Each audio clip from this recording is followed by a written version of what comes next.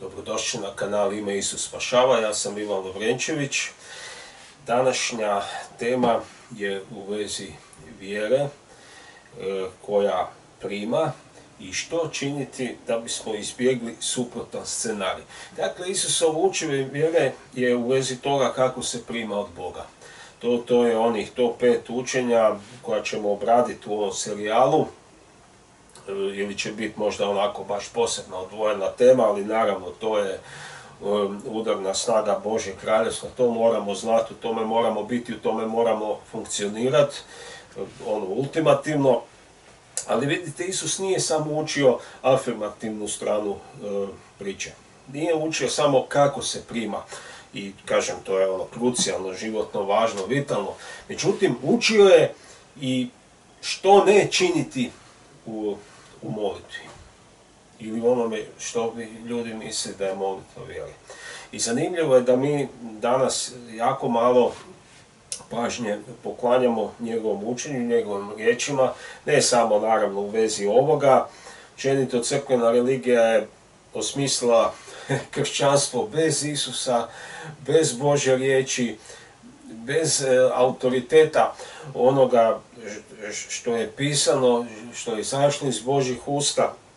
I naravno, jezik zapaljen od pakla uvijek ide za time da ili makne u stranu ono što Bog kaže ili da to ignorira, malo preokrene, izvrti, sve samo da ne bude točno onako kako je Bog rekao. Iako vjera utječe na naše primanje stvari od Boga, ona je sredstvo, jasno je, znači samo po sebi da će biti napadnuta i da ono primanje koje ide kroz jezik bit će pokušaj da stvari odu u suprotnom smjeru, da jezik, naš jezik postane sredstvo u đavolovim rukama kojima će spriječiti da budemo uslišani od Božje strane i da ne primimo ništa od njega, a to onda dalje utječe da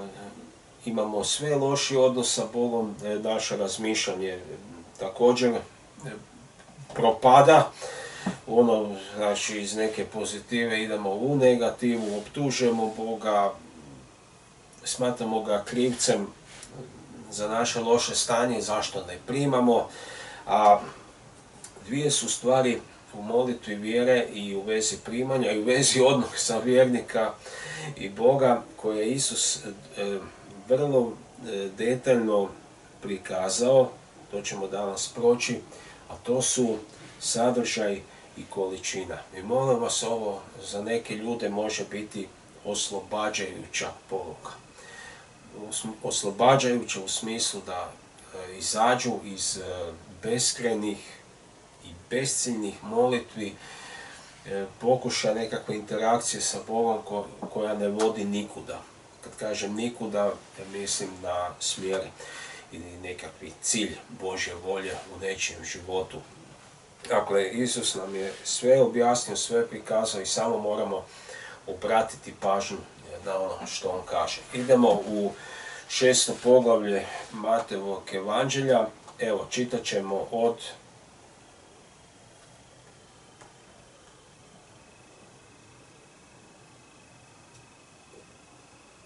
9. stiha. Ispričavam se, 10. Znači, Isus kaže, kad se molite, nemojte izgovarati isprazne riječi kao pogani, koji umišljaju da će biti uslišeni zbog svojeg nabrajanja. Nemojte ih, dakle, oponašati, jer i prije nego što zamolite, zna Otac što vam je potrebno. Dakle, Isus je dotaknuo dvije kategorije i dvije prevažne teme u primanju, u molitvi vjere, u bilo kakvoj vrsti interakcije s Bogom. Količinu i sadržaj, ali obratnim redom. Prvo sadržaj, pa količinu. Dakle, kaže naš Gospodin, kad se molite, nemojte izgovarati isprazni isprazne riječi kao pogani. Pogani su ljudi koji ne poznaju Boga. Dakle, tu odmah vidimo taj ključni problem ponašanja, djelovanja koji proizlazi iz nepoznavanja Boga. Iz statusa gdje ljudi nisu Božja djeca, gdje nisu dio Kristovog tijela, gdje su znači, još uvijek u tami, u ropstvu, Sataninom kraljevstvu i gdje oni funkcioniraju na ovaj način. Isus je ovo otkrio da bi pokazao svojim sljedbenicima, svojim ljudima i onima koji žele doći u dodir sa njim i ući u funkcioniranje, kako ne postupati. Znači, jako je važno i općenito bilo kako stvarima objasniti negativno, znači nemoj to čini, čini tako i tako, a ovako nemoj nikako činiti. I sad vidite, Isus prikazuje da i pogani i ljudi koji ne poznaju Boga nastoje nešto primiti od njega. Nastoje iz te svoje pozicije se ispružiti prema Bogu na neki način, znači što nije nemoguća situacija i vrlo je bizarno da ljudi koji su u Sataninoj vlasti pokušavaju nešto sa Bogom. Jel?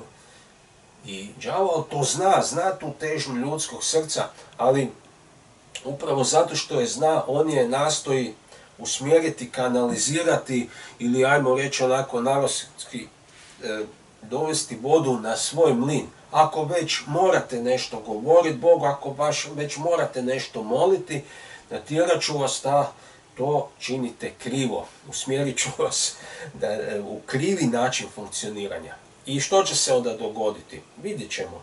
Ništa nećemo primiti od Boga, nećemo biti uslišani i ono najgore u postupanju idemo protiv Božje riječi. Znači ne samo da ne primamo, nego ulazimo u postupanje koje je suprotno Božoj riječi. Znači idemo protiv nje. A onda već automatski po defaultu dolazimo i u problem sa živim Bogom. Jer idemo protiv njegove riječi, a to je grijeh. To je neka osnovna sirova definicija. Dakle, vidite, to sam već napomenuo u prethodnim porukama, nije svejedno što molimo u vjeri, nije svejedno što izlazi iz naših usta, a nije svejedno ni u vezi količine. Evo, doći ćemo i na to. Dakle, pročitali smo cijelo ovo Isusovo učenje koje je vrlo kratko, ali otkriva nam sve i moramo to duhovno sagledati.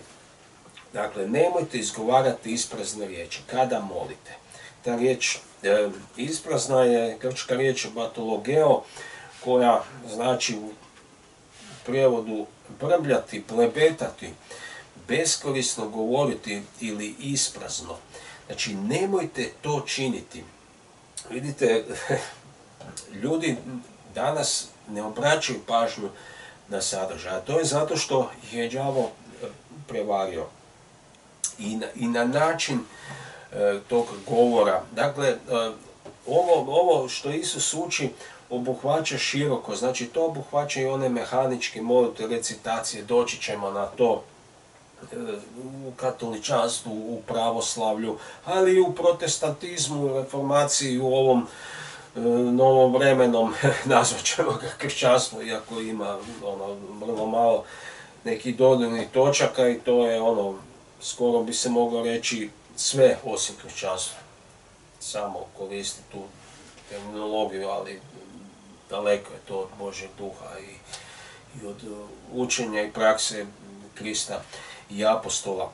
Dakle, puno toga obuhvaća i Isus kaže nemojte brbljati, blebetati, nemojte beskorisno govoriti ili isprazno. Znači, Bog je protiv beskorisnog, besciljnog govora. Riječi su važne, one su duhovna sila i kada Duh Sveti uđe u naš govor,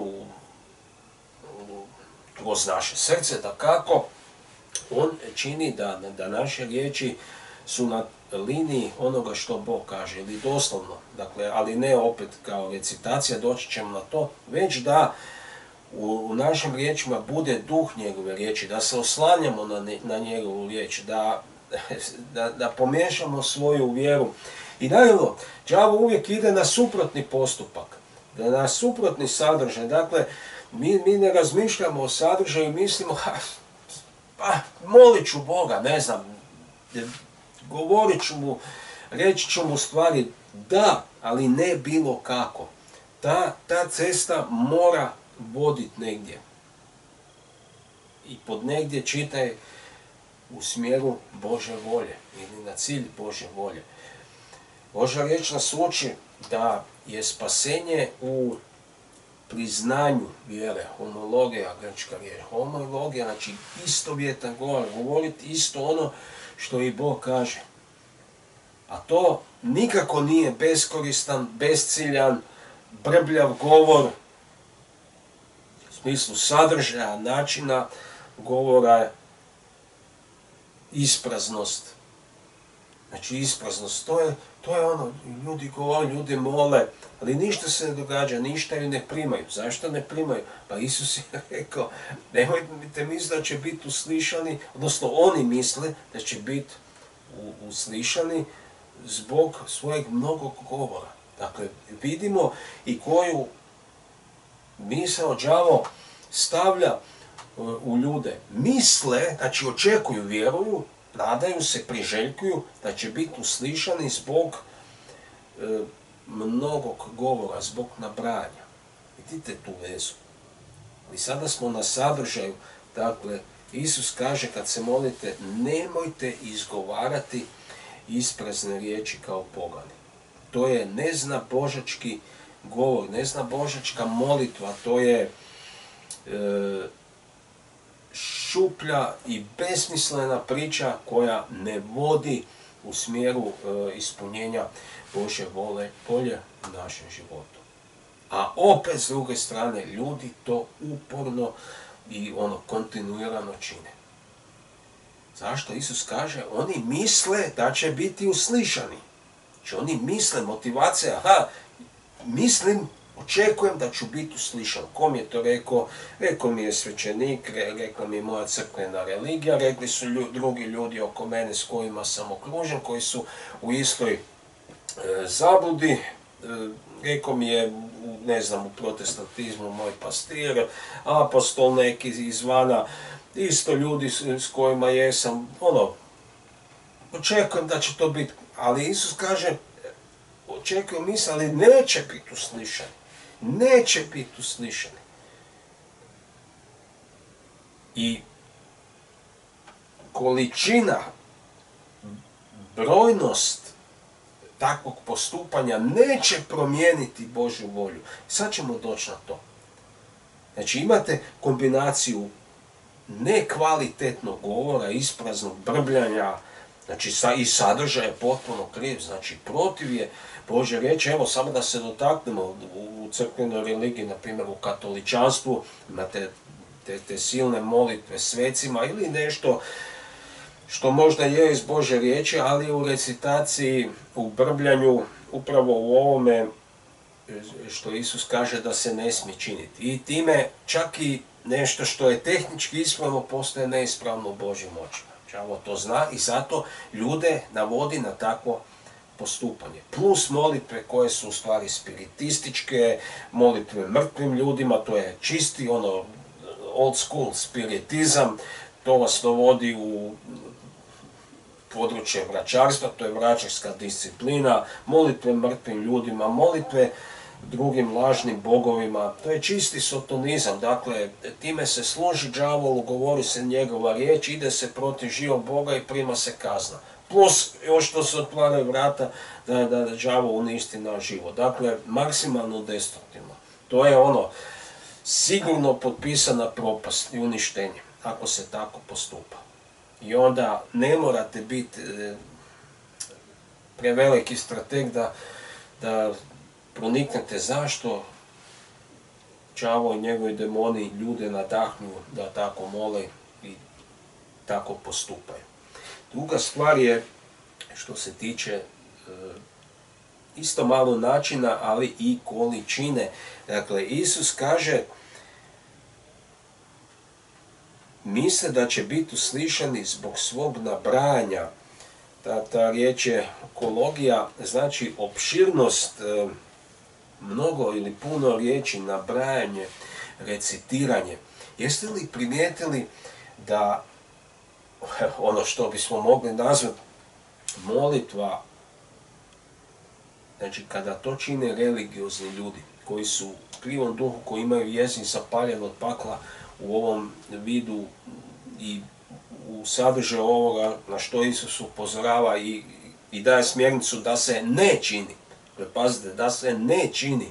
Jeste li primijetili da su molitve religioznih ljudi u katoličanstvu, u pravoslavlju, u protestantizmu i ovim novim, malo novim pravcima, da su vrlo opširne,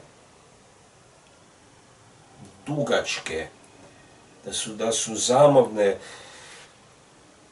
da su nabrajajuće, recitirajuće, da ljudi imaju, znači u crkvenoj religiji tipa katoličanstvo, pravoslavlje, imate napisane molitve, već standardizirane i ljudi ih znaju već na pamet, naravno mole ih desetljećima, znaju svaku molitvu na pamet i oni to kao iz mitraljeza recitiraju, ta. Samo idu Zdrava Marija, Oče naš, ta, od jutra do mraka. I kada pitate te ljude zašto to čine, religija, crkva me tako uči od djetinjstva. I da ljude pitate, a dobro, gdje vas to vodi? Pa, molimo se Bogu, Bog će nas uslišati, to pomaže, to je sredstvo primanja. Ali vidite, Isus upravo kaže i uči da je to siguran način da se ne bude uslišan od Božje strane. I vidite koji je to problem i kratki spoj, da ljudi ne uzimaju ono što Isus kaže kao mjerodavno, kao smjernicu, nego ono što im kaže crkvena religija. Misleći da je to Božja volja, da je to automatizam. Bitno je da se ja molim. A što molim? I u vidu nastupa iz količine. I sada ljudi druga stvar misle, ako ću ja to puno činiti, uporno, to će doprinijeti da me Bog čuje, da me razumije. I ono najvažnije, da se pokrene, da mi da ono za što ga molim. Da bi ja to mogao primiti. Ali neće se dogoditi ništa od toga. Znači da, Bog ima naravno to što mi molimo za nas u Kristu, ali on to ne može otpustiti, da tako kažem, zato što je pristup kriv. A onda nema ni govora o primanju. Što ćemo primiti ako nije otpušteno? Ako nam je Isus rekao, nemojte tako činiti ako želite primiti, drugačije morate postupati. I da, opširnost, puno riječi. Ljudi dovode utjecaj njihove molitve prema Bogu, njegovo raspoloženje, njegovu volju u izravnu vezu sa time da puno mole, da puno ponove istu frazu. I ne govorim sad samo o katoličanstvu i pravoslavlju gdje je to sirova verzija, znači gdje ljudi mehanički mole i najčešće u 90% slučajeva su to recitacije unaprijed pripremljene, znači imate molitvenike, molitva ima 5 strofa i ljudi to mehanički ponavljaju. Od jutra do mraka, danima, tjednima, mjesecima, godinama i desetljećima. Najčešće cijeli život. I dovode to u vezu, tako postupanje, znači molit ću na taj način i puno ću molit. Neću izmoliti jednu Zdravu Mariju ili jedan oči, izmolit ću ih 5, izmolit ću ih 10, bolje da više puta to izmolim. To će utjecati na Boga, to će ga pokrenuti. To će mu pokazati da mi je stalo i da stvarno želim primiti. Ne, nažalost, to će samo Bogu pokazati da postupamo protivno njegove riječi. U duhu, sadržaju i nastupu. Druga stvar na koju želim upozoriti, znači Isus govori da je ovo odlika poganstva, ljudi koji ne poznaju Boga i koji mu ne pripadaju, koji su u ostalom u Sataninom kraljestvu i njihov jezik i srce su zapaljeni od pakla. Jel? To je nastup. Dakle, kad vi imate recitiranje, mehanički govor, to je neprirodno, usiljeno. Zamislite da se vama netko počne obraćati sa jednom onako odom, nekakvim svečanim, izvještačenim govorom, gdje vam recitira unaprijed pripremljen tekst. Znači, ne govori normalno iz srca, znači nego govori vam, znate kao imate u kazalištu, nekad bio onaj prostor za osobu koja bi držala neki tekst ili neku frazu da glumac se podsjeti ili izravno čita, ili kao što imate, ne znam, na televiziji ljude vode dnevnik i, ne znam, čitaju neku vijest. Vi točno vidite da osoba ne govori prirodno, onako opušteno, nego vidite da ona čita, vidite po pogledu, ona čita tekst. I to je potpuno drugačije nego da vam ga govori na jedan normalan način. Kad neko čita, on je koncentriran, to je mehanički. Sadržano je možda i čak naravno ispravno, ali neprirodno, usiljeno je, to se odmah vidi. I sad vidite, mi na taj način možemo pristupati Bogu i zapravo provesti život u nečemu što mislimo da je odnos, a nije. To je samo jednosmjerna putanja kretanja naša, mi tako postupamo, mi Bogu recitiramo. Mi Bože, evo, privukao sam tvoju pažnju i onda počnemo recitaciju. Zamislite da vama to netko čini, da vas nazove ili da se sastanete ili živite s takvom osobom i da vam čita više puta dnevno isti sadržaj, da vam ne govori ni sa emocijom, ni s ničim, već je jednostavno recitira vam, moram odverglati, kako kažemo, kao iz mitraljeza ispali taj sadržaj i smatramo, evo, to je odnos, rekao sam mu, ili njoj, evo, odasnu sam poruku. Pa kakva bi bila vaša reakcija ili nekog drugog da se tako postupa? Pa mislim da ne znam, jer bi neko jedan dan izdržao. I pozvao bi tu drugu osobu da je u normali se, počne mi normalno govoriti, reci mi svoje misli. Vidite, to je teren na koji nas Bog želi dovesti. Da s njim razgovaramo normalno, kao sa osobom, kao što bismo razgovarali sa drugim ljudskim bićem, da mu normalno govorimo u vezi stvari, a onda teren vjere da taj govor bude u vezi njegove riječi, to je onda taj odnos, to je u stvari vjera. Ukoliko mi postupamo, mi ćemo nabrajati, recitirati, i onda još pritom, što ste dublji u tome, to više činite. Mi mislimo bolje 10 puta nego 8 puta ili 5 puta. Kad dođemo na 10 puta, mislimo, ajde, budem 15 puta. I mi sve dublje tonemo u taj, ne znam, božački mod funkcioniranja i to ćemo, ne moram govoriti kakva je Božja reakcija na to. Isus ju je opisao, rekao neprihvatljivo. Bilo je neprihvatljivo. Jučer, danas je i bit će sutra. I znači nemojte misliti što ćete više to činiti da ćete nešto poboljšati. Ne, nego ćete još pogoršati. Znači vidite koliko taj jezik zapaljeno pakla, koliko je to opasna stvar, koliko je opasno misliti da nije važan sadržaj i nije važan taj nastup. Dakle, možemo si priuštiti čak i krive navode, to će biti jedna sad posljedna poruka, krive stvari, brbljanje beskorisan, u nedogled govor koji nigdje ne vodi. Značite, i pogotovo ovo drugo, još kad je to u kombinaciji, a uvijek je ta opširnost, mnogo riječi, nabrajanje, recitiranje. Dakle, to je potpuni fijasko i Isus kaže, daje poziv, znači nemojte ih oponašati. Nemojte ih oponašati, nemojte ih nasljedovati. Znači, nemojte to činiti jednostavno. To bi trebalo biti dovoljno. Isus kaže, nemojte to činiti, nemojte ih oponašati.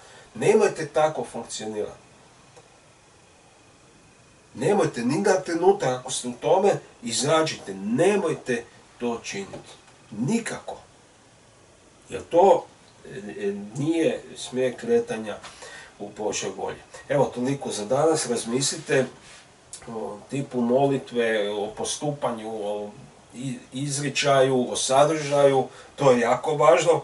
Pazite tu, sve stoji ili pada. Vidimo se na sljedećoj temi. Budite blagoslovljeni.